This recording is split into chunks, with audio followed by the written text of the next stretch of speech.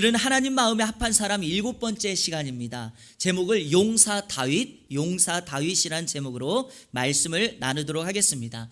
자, 오늘 설교는 사진 한 장을 먼저 보여드리며 시작하도록 하겠습니다. 우주 밖 유성에서 찍은 사진입니다. 혹시 뭔지 아시겠습니까?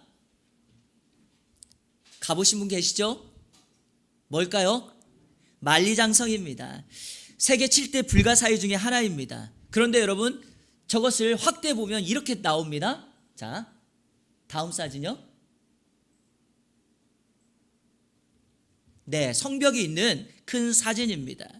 여러분, 만리장성은요, 중국 춘추 전국 시대 토성을 쌓으면서 시작했던 성읍입니다. 높이가 9m고요, 두께가 5m입니다. 길이는 약 3,000km입니다. 만리장성을 왜 쌓았는가? 이 중국 당시 춘추 전국 시대에 북쪽에서 침입하는 적들을 막기 위해서 쌓은 성입니다. 그런데 그 성이 지금까지도 남아 있다는 것만 보아도 정말 대단한 작품이 아닐 수가 없습니다. 그렇게 중국은 이 만리장성을 세워서 나라를 지키려 했지만 놀라운 사실은 만리장성이 세워지고 난 이후 100년 동안 이 만리장성은 3번이나 주변국으로부터 침입을 받았습니다. 적들이 성의 약점을 찾아서 침입한 것도 아니었고요, 성벽을 기어 올라서 공격한 것도 아니었습니다. 그리고 성 자체를 뚫고 들어온 것도 아니었습니다. 성 자체는 아무 문제가 없었습니다. 참 아이러니한 것은 성을 지키는 문지기가 뇌물을 받고 성문을 열어주었습니다. 그래서 적들은 어떤 어려움도 없이 성문을 통과하여 중국을 쳤고 어려움을 당하게 됐습니다. 여러분, 아무리 커도 무너뜨릴 수 있는 힘이 있고 아무리 큰 것도 이길 수 있다라고 하는 교훈을 우리는 얻을 수 있습니다. 이 모습이 우리 신앙인들에게 적용된다는 사실을 아십니까? 우리는요, 눈에 보여지는 큰 문제들 앞에서 그 문제가 크다는 것 때문에 너무 무력하고 좌절하게 될 때가 많습니다. 또 반대로 이런 분도 계세요. 나는 정말 준비를 많이 했고 만리장성처럼 견고하게 모든 걸 다 준비했어요.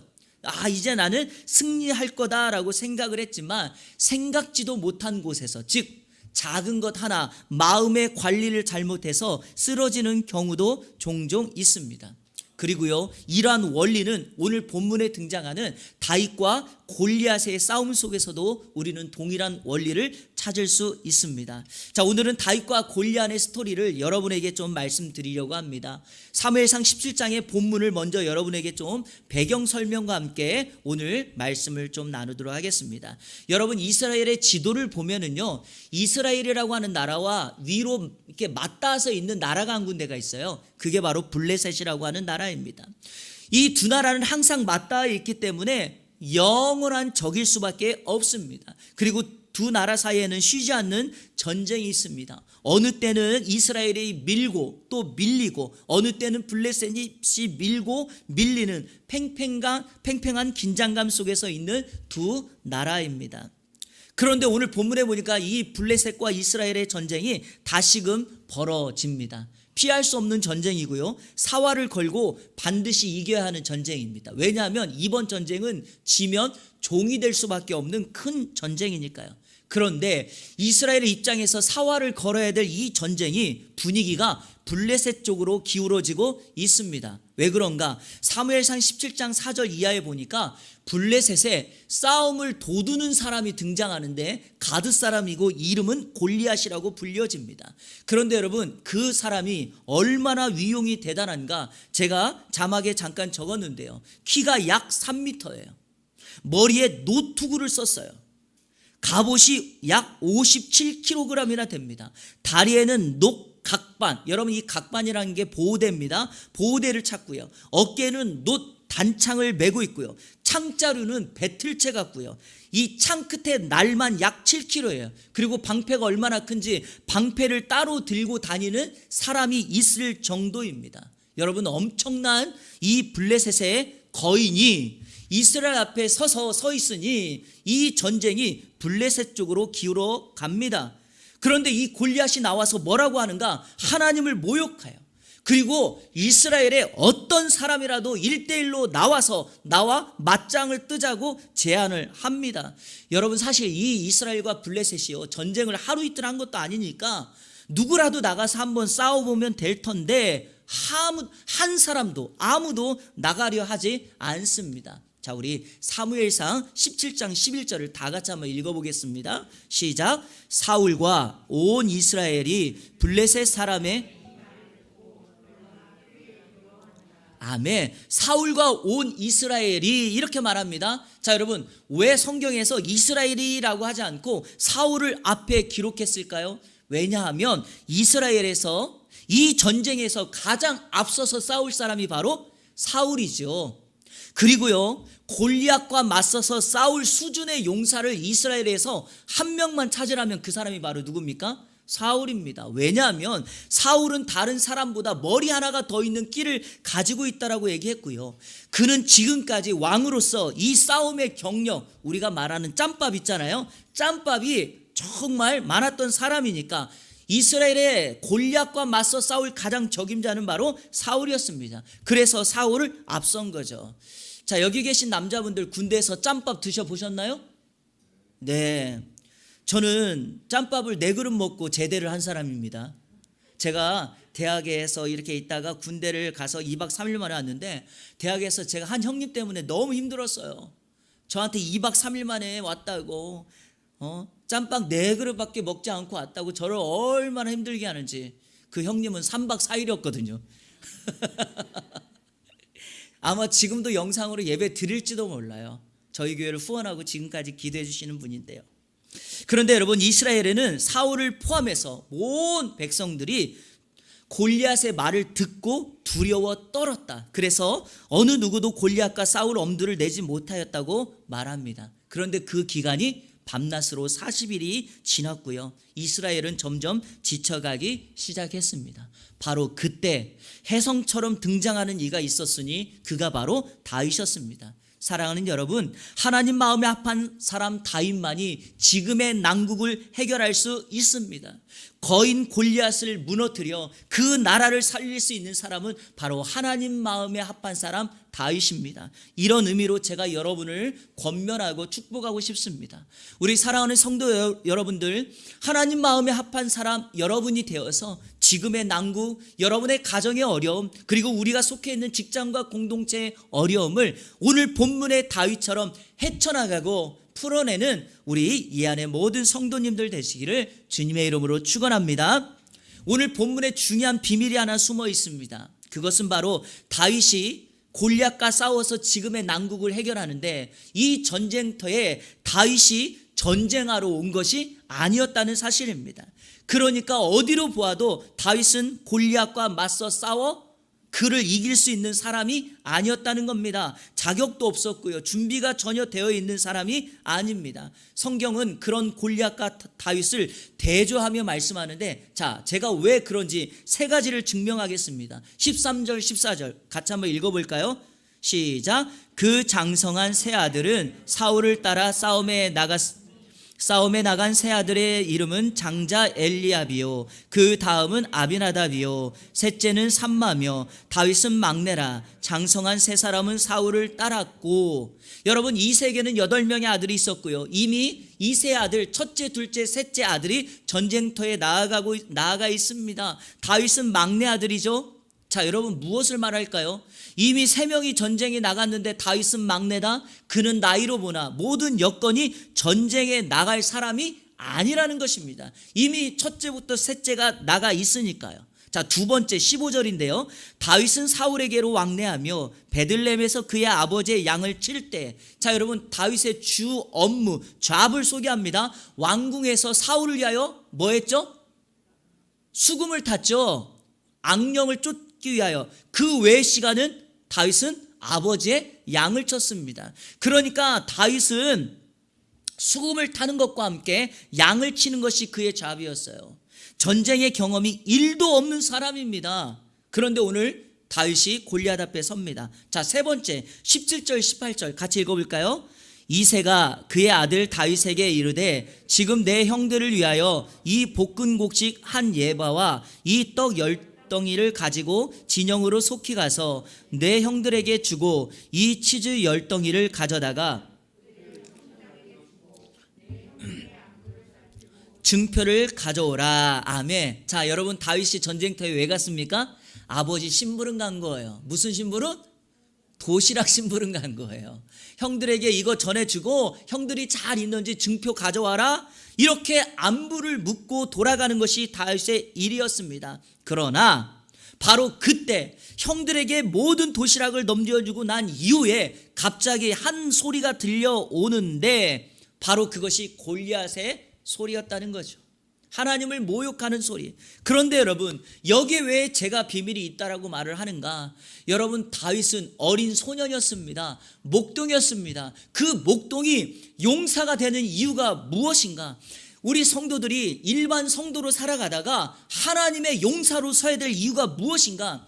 세상은 하나님을 모욕하는 사람들이 있고 우리에게 이러한 소리를 들을 때가 있게 되는 상황이 옵니다. 그때 우리는 마음에 주님의 마음을 가지고 갑자기라도, 아니 어떤 상황에서라도 용사로서 서야 된다는 사실입니다.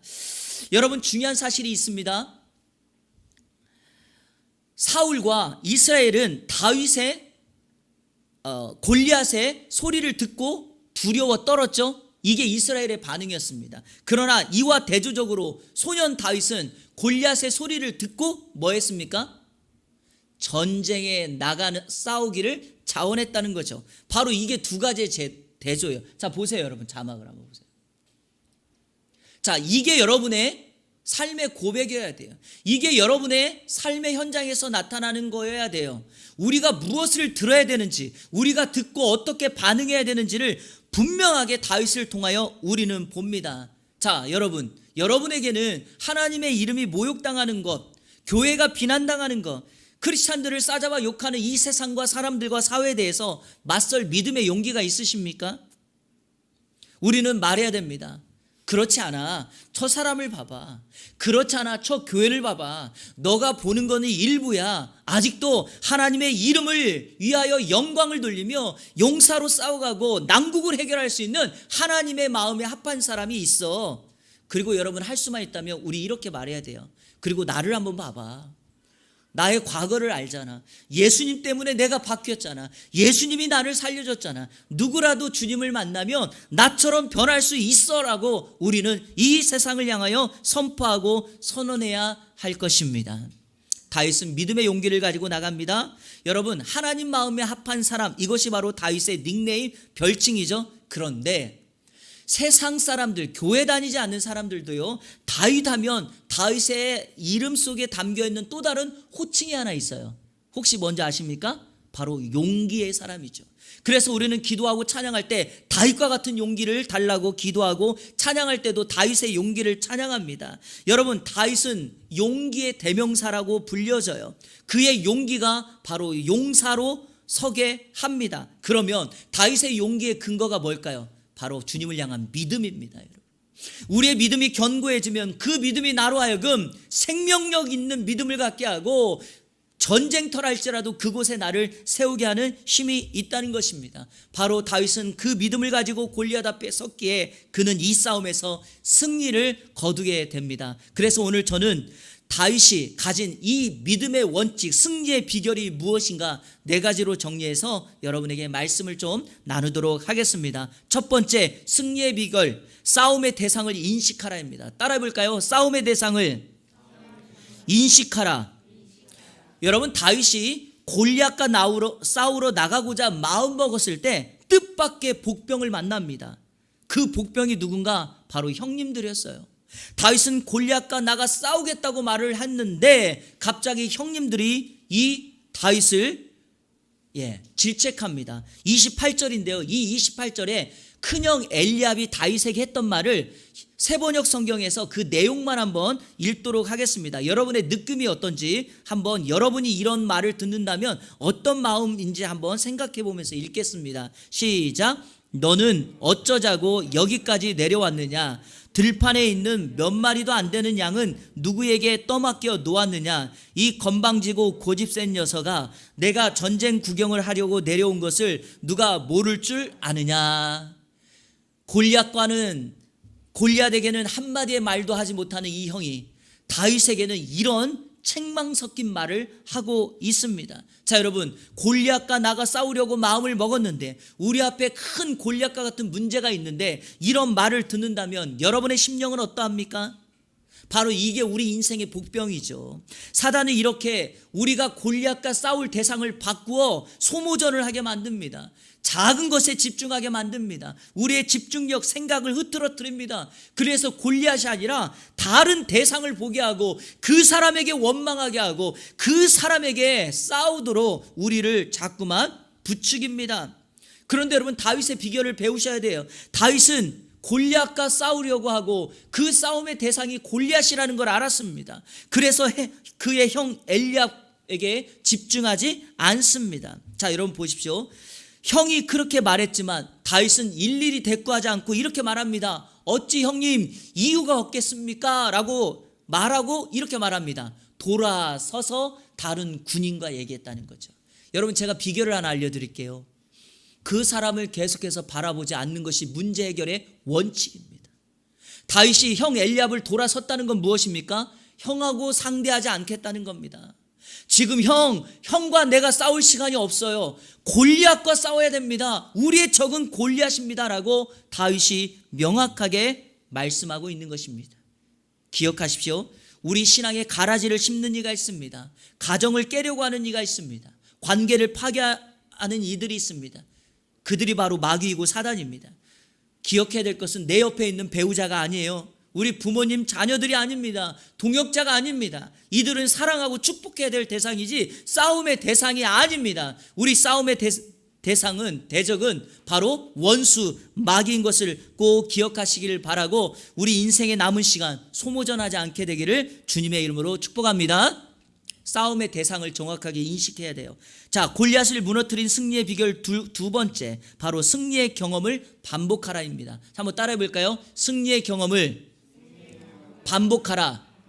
이 승리의 경험을 계속 늘려나가라는 것입니다. 오늘 성경 말씀 32절 제가 읽어볼게요. 다윗이 사울에게 말하되 그로 말미암아 사람이 낙담하지 말 것이라 주의 종이 가서 저 블레셋 사람과 싸우리이다 하니. 자, 다윗이 사울에게 가서 안심시키는 장면이에요. 골리앗으로 인해 낙담하지 마세요. 내가 가서 싸우겠습니다. 이렇게 말을 합니다. 자, 이 말을 듣고 있던 사울의 마음이 어떠했을까요, 여러분? 정말 낙담이 사라지고 희망이 싹 떴을까요? 어두운 방에 빛이 하나 확 들어와서 밝게 하는 것처럼 사울과 이스라엘의 마음이 이렇게 비춰졌을까요? 아마 사울의 마음은 참담했을 거예요.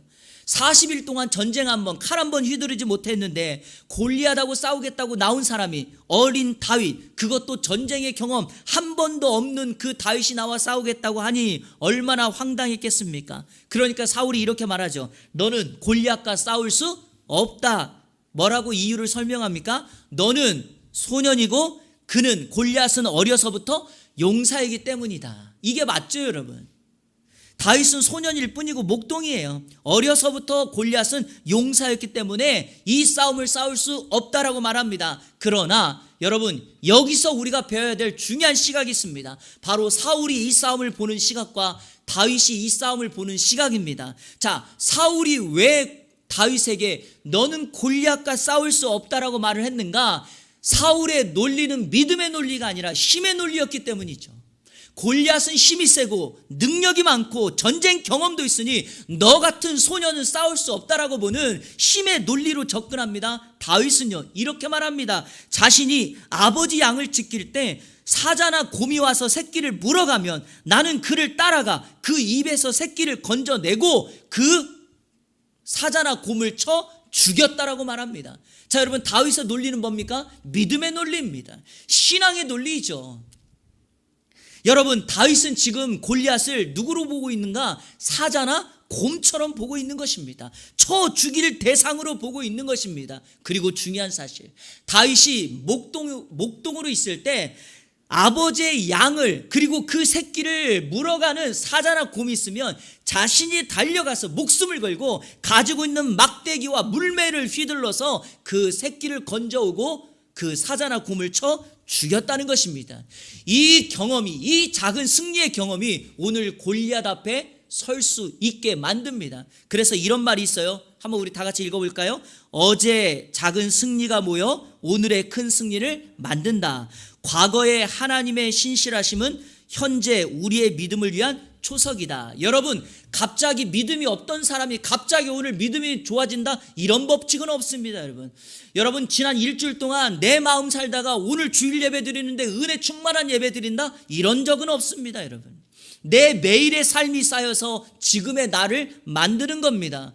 매일의 삶의 작은 은혜의 경험이 골리앗 앞에 섰을 때 그를 두려워하지 않고 싸워 이기도록 만듭니다. 그래서 제가 여러분에게 제안하고 싶습니다. 이 승리의 경험, 작은 영적인 근육을 만들려면 작은 것에서부터 실천해야 돼요.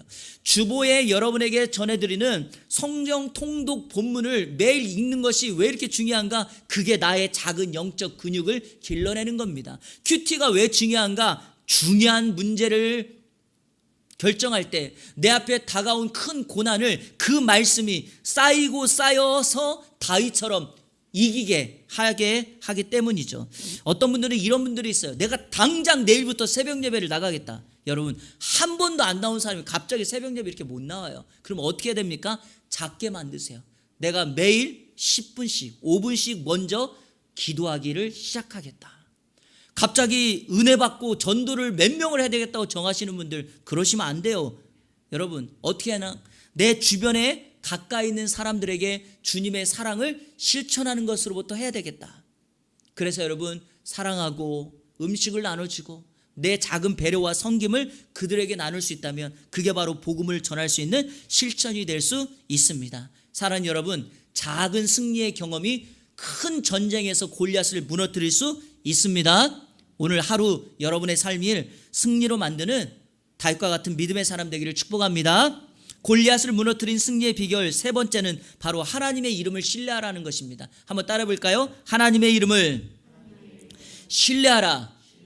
사울에게 나가서 싸우겠다라고 하는 다윗을 보면서 사울은 어이가 없었죠. 그런데 여러분, 사람의 보는 눈은 똑같지 않습니까? 골리앗이 자신 앞에 싸우겠다고 나온 다윗을 보면서 어이가 없었겠죠. 그래서 성경 42절에 골리앗은 다윗을 보고 업신여겼다 이렇게 말합니다. 업신여겼다. 어이가 없죠. 왜냐하면 그의 모습을 보니까 젊고 붉고 용모가 아름다웠기 때문이다. 적어도 골리앗의 눈에 다윗에게 비친 모습은 군인이나 용사의 모습은 아니었고 자신과 싸울 만한 상대도 아니었다고 생각했죠. 그런데 여러분, 여기에 빈틈이 있다는 거 아십니까? 그러나 골리앗 앞에 선 다윗은 전혀 겁먹거나 두려워하지 않습니다. 그리고 이렇게 고백합니다. 자, 45절 오늘 본문 다 같이 읽겠습니다. 다윗이 블레셋 사람에게 이르되 너는 칼과 창과 단창으로 내게 나아오거니와 나는 만군의 여호와의 이름 곧 아멘. 자, 다윗은 이 전쟁의 성격을 정확하게 규정하죠. 바로 외적인 무기나 힘과 전술로 하는 싸움이 아니다라는 거죠. 여러분, 이스라엘의 전쟁은 다 영적 전쟁이고, 저를 한번 따라해 보십시오. 성전, 거룩한 전쟁, 홀리 워입니다. 하나님이 싸우시는 전쟁입니다. 그러니까 여러분, 무기가 뭐가 필요합니까? 갑옷이, 전차가, 말이 필요한 게 아니라 믿음이 필요한 것입니다. 이게 바로 성경에서 우리에게 가르쳐 주는 거죠. 요한일서 5장 4절에 이렇게 기록되어 있습니다. 무릇 하나님께로부터 난 자마다 세상을 이기느니라. 세상을 이기는 승리는 이것이니 우리의 뭐다? 믿음이다. 여러분, 세상에서 우리가 살아가는 이 승리는 바로 우리의 믿음입니다. 자, 계속해서 다윗의 고백을 보겠습니다. 47절 또 여호와의 구원하심이 칼과 창에 있지 아니함을 이 무리에게 알게 하리라. 전쟁은 여호와께 속한 것인즉 그가 너희를 우리 손에 넘기시리라. 하나님의 구원, 이 전쟁의 승리는 바로 하나님의 손에 있다. 결코 칼과 창과 단창에 있지 않다라고 다윗이 고백하고 있습니다. 다윗은 이 골리앗 앞에 하나님의 만군의 여호와 그분의 이름을 신뢰하고 이 전쟁에 나갑니다. 자, 결론, 누가 승리했습니까? 다윗이 승리했습니다. 그러나 그것은 다윗의 승리가 아니라 하나님의 승리였습니다. 이게 바로 믿음의 사람들이 가지고 있는 이 세상의 삶의 법칙입니다. 사랑하는 여러분, 여러분의 모습이 하나님의 이름을 증거하고 드러내는 참된 모습인 줄로 믿습니다. 오늘 우리 앞에 있는 골리앗, 믿음으로 승리하는 저와 여러분 되시기를 축복합니다. 자, 마지막 네 번째, 이게 제가 오늘 강조하고 싶은 가장 중요한 건데요, 믿음에 걸맞은 실력을 길러라입니다. 자, 믿음에 걸맞은 실력을 길러라. 한번 따라해 보세요. 믿음에 걸맞은 실력을 길러라. 한국의 많은 크리스찬들, 특별히 젊은 사람들이 갖고 있는 딜레마가 하나가 있습니다. 예수님도 믿고 교회도 잘 다니는데 세상에, 사회에 영향력을 끼치지 못하고 사람들에게 임팩트, 즉 충격을 주지 못한다는 것입니다. 믿음이 없어서가 아니라 실력이 없어서 그래요. 여러분, 오늘 본문 한번 보실까요? 다윗의 말을 듣고 결국에는 사울이 다윗을 골리앗에게 보냅니다. 그런데 여러분, 사울이 다윗에게 그래 골리앗에게 가라 해놓고 좀 불안했던 것 같습니다. 그래서 사울이 뭐라고 말하는가? 자신이 입고 있던 자신의 군복, 갑옷, 칼, 투구를 다윗에게 입혀줍니다. 뭔지 아세요? 여전히 사울은 이 무기로 골리앗을 맞서 싸워야 된다고 생각해요. 얼마나 어리석어요, 여러분. 다윗이 그렇게까지 하나님의 이름을 말했음에도 불구하고 사울은 골리앗을 상대할 만한 무기를 그에게 전달합니다. 왕이 가지고 있으니까 얼마나 좋은 무기겠어요. 문제는 다윗이 그걸 입어보고 39절에 뭐라고 말하는가? 익숙하지 않기 때문에 입고 갈 수 없다라고 말을 합니다. 이것도 대단해요. 한 소년이 왕이 준 하사품을 거절하는 것도 중요한데 여기에 중요한 포인트가 있죠. 사랑하는 여러분, 전쟁은요 좋은 무기로 하는 게 아니에요. 전쟁은 내가 가장 잘 다룰 수 있는 무기로 하는 겁니다. 내가 익숙하고 내가 잘 사용할 수 있는 무기를 들고 가야 골리앗을 이길 수 있다라는 것이죠. 다윗의 무기가 무엇이었는가? 40절, 손에 막대기를 가지고 시내에서 매끄러운 돌 5을 골라서 자기 목자의 제구 곧 주머니에 넣고 손에 물매를 가지고 블레셋 사람에게로 나아가니라. 자, 다윗의 손에 들려진 것 두 가지가 뭡니까? 하나는 막대기, 하나는 물매입니다. 이 두 개 다 뭐죠? 양을 칠 때 사자나 곰을 내쫓는 거죠. 사랑하는 여러분, 다윗에게 있어서 최고의 무기는 막대기와 물매입니다. 세상은 칼과 창과 단창으로 나오지만 믿음의 사람은 자신의 손에 가장 익숙한 믿음의 논리, 하나님이 함께 하신 것과 함께 내 손에 들려있는 막대기, 물매, 그것이면 충분합니다. 혹자는 이렇게 말합니다. 이 싸움이 영적 전쟁이라면 다윗이 믿음으로 나가면 하나님이 다 무찌러 줄 터인데 뭐하러 막대기 물매를 가지고 가냐고. 근데 이건 어리석은 말이에요. 여러분, 기억하셔야 될 것이 있어요. 하나님이 이기기에도 전쟁터에 서는 것은 우리입니다. 우리가 칼을 들어야지 하나님이 싸우십니다.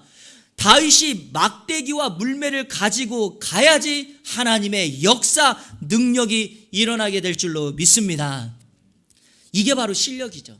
우리 신학교 신학생들에게 내려오는 전설 같은 이야기가 하나가 있어요.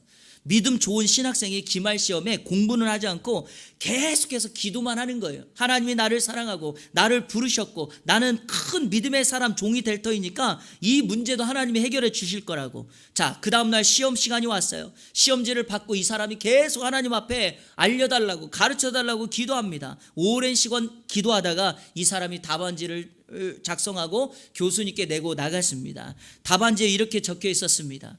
나는 몰라도 하나님은 다 아십니다. 이게 답이었어요.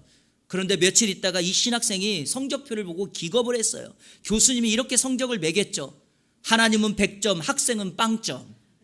하나님은 다 아시니까요. 여러분, 목사가 될 사람은 누구보다 더 열심히 공부하고 책도 읽고 실력을 갖춰야 됩니다. 제가 말하는 실력이라는 것은 세상적인 실력이 아니고 정말 우리가 해야 될 일에 대해서는 열심히 책도 읽고 공부도 해야 된다고 생각합니다. 자, 이제 여러분을 다윗과 골리앗의 전투 현장으로 모시고 가겠습니다. 자, 앞에 골리앗이 섰고 다윗이 맞섰습니다. 그런데 여러분, 다윗이 골리앗을 보니까 허점이 보이기 시작하는 거예요. 제가 설교 시작할 때 만리장성 얘기했죠. 아무리 커도 뭐가 있다? 허점이 있어요. 약점이 다윗에게 보이기 시작한 겁니다. 믿음의 눈을 들어 골리앗을 보니까 너무 커요. 입고 있는 갑옷이나 들고 있는 게 너무 무거워 보여요. 그러니까 다윗이 어떻게 하는가? 48절에 보니까 빨리 달리기 시작합니다. 이게 뭐예요? 골리앗은 느리다라는 거죠. 자, 두 번째, 골리앗이 완전 무장을 하고 있는데 딱 다윗이 골리앗을 보니까 허점이 또 하나 보여요. 다 했는데 얼굴이 비어 있어요. 얼굴도 또 커요. 그러니까 다윗이 어떻게 합니까?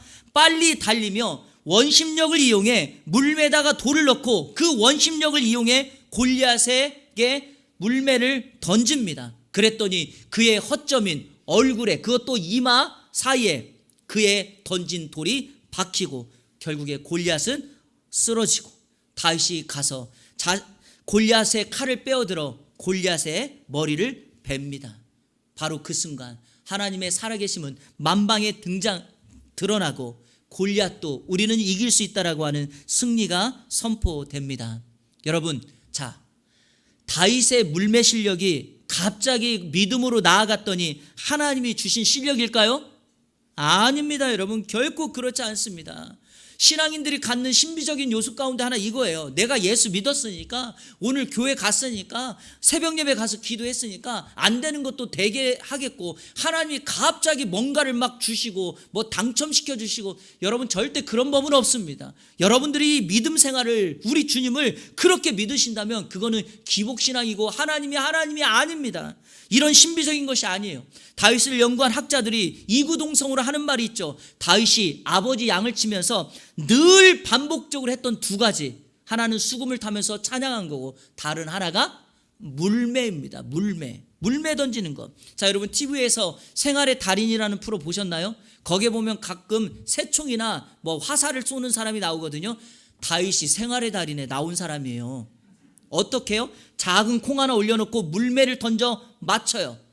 이 도전을 성공해요. 촛불 세워놓고 물매를 던져 촛불만 끄는 거죠. 다윗은 자신의 어린 시절 평생 동안 그 푸른 초원에서 물매 던지는 연습을 했더니 그 실력이 골리앗 앞에서 그대로 적용됐다는 것입니다. 사랑하는 여러분, 만약에 다윗이 실력이 없는 상태에서 사울이나 골리앗에 이와 같은 말을 했다면 이렇게 어떤 학자가 말하더라고요. 그것은 바로 객기다, 객기. 여러분, 믿음 없이 그냥 이런 말 하면 여러분 객기 부리는 거대요. 다윗처럼 하나님 마음이 아파한 사람 믿음으로 나아가게 되기를 축복합니다. 말씀을 맺겠습니다. 사울이나 이스라엘 백성들을 보며 제 마음속에 들었던 가장 안타까운 것 한 가지, 골리앗과 한 번도 싸워본 적이 없어요. 여러분, 한 번이라도 나가서 싸워보면, 야, 진짜 싸워보니까 나 죽는 줄 알았어. 골리앗 진짜 세. 그가 휘둘렀던 칼 진짜 막을 수가 없어. 여러분, 이렇게 말하지 않았을까요? 그런데 그의 외모, 그의 말, 그것에 마음이 녹아져 두려움에 휩싸여 한 번도 싸워보질 못하고 두려워 떨었다는 것입니다. 우리나라 축구가 과거에 동네 축구라고 해서 브라질이나 독일 앞에만 서면 늘 여지없이 동네 축구를 했는데, 시간이 흘러 독일과 싸워보고 브라질과 싸워보니 이길 때도 있고, 아니 싸워보니까 별것 아니네. 그러면서 우리의 실력이 늘어나는 것 아닙니까? 이처럼 이스라엘 백성들이 한 번이라도 싸워봤다면 그렇게 두려워 떨지는 않았을 거예요. 그런데 이렇게 약해져 있는 모습이 바로 오늘 나의 모습이라면 어떻겠습니까? 꿈을 꾸고 목표를 세워놨는데 한 번도 가보지 않은 그 길을 간다고 해서 늘 두려워 떨고만 있고, 떨어지면 어떡하지? 쓰러지면 어떡하지? 대학 못 가면 어떻게 하지? 취업 못 가면 어떻게 하지? 어떻게 하지? 이런 식으로 골리앗 앞에 선 이스라엘 백성들의 모습이라면요, 사랑하는 여러분, 어떤 골리앗 앞에서도 두려워하거나 떨지 마십시오. 대신에 하나님을 온전히 신뢰하는 믿음을 가지시고 나아가 하고 싶고 되고 싶은 일이 있다면 그것에 대한 실력을 가지시기를 주님의 이름으로 축원합니다. 우리 앞에 어떤 골리앗의 모습이 우리 앞에 서 있을지라도 우리는 믿음으로 능히 싸워 이겨낼 줄로 믿습니다. 이번 한 주간 여러분 용사 다윗으로 믿음의 승리를 이루는 저와 여러분, 이 안에 모든 성도님들 되시기를 우리 구주 예수 그리스도의 이름으로 축원합니다.